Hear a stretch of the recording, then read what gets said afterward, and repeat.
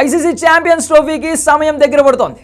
ఆతిథ్య దేశం పాకిస్తాన్ తమ స్టేడియాల ఆధునీకరణలో బిజీగా ఉంది. మిగిలిన ఏర్పాట్ల విషయంలోనూ వేగంగా అడుగులు వేస్తోంది.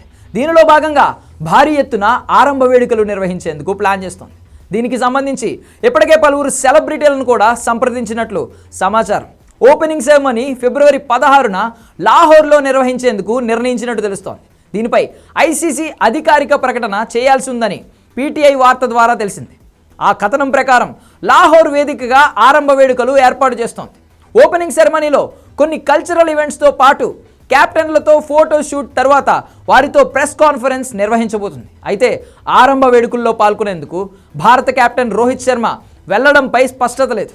ప్రస్తుతం ఉన్న సమాచారం ప్రకారం భారత సారథి పాక్ వెళ్లే అవకాశమే లేదు. కెప్టెన్ల ప్రెస్ మీట్లో పాల్గొనాలన్న ఖచ్చితమైన నిబంధన ఏమీ లేదన్నది బీసీసీఐ వర్గాల మాట.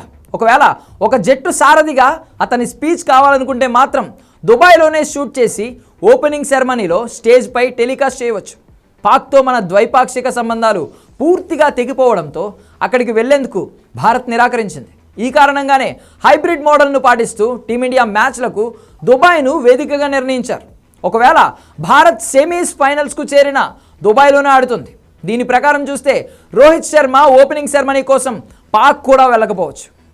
మరోవైపు ఆరంభ వేడుకల కోసం పాక్ క్రికెట్ బోర్డు భారీ ఏర్పాట్లే చేస్తోంది. రాజకీయ సినీ ప్రముఖులు, మాజీ క్రికెటర్లను ఓపెనింగ్ సెరమనీకి ఆహ్వానించబోతోంది. ఇదిలా ఉంటే స్టేడియాల ఆధునీకరణ పనులు నెమ్మదిగా సాగుతున్నట్లు తెలుస్తోంది. కరాచీ, రావల్పిండి స్టేడియాల్లో మ్యాచ్లు జరగాల్సి ఉండగా రెనోవేషన్ పనులు ఇంకా పూర్తి కాలేదు. దీంతో పాక్లో అసలు టోర్నీ జరుగుతుందా అన్న అనుమానాలు కూడా వ్యక్తమవుతున్నాయి. కానీ టోర్నీ నిర్వహణపై అనుమానాలు వద్దని పాక్ క్రికెట్ బోర్డు చెబుతోంది.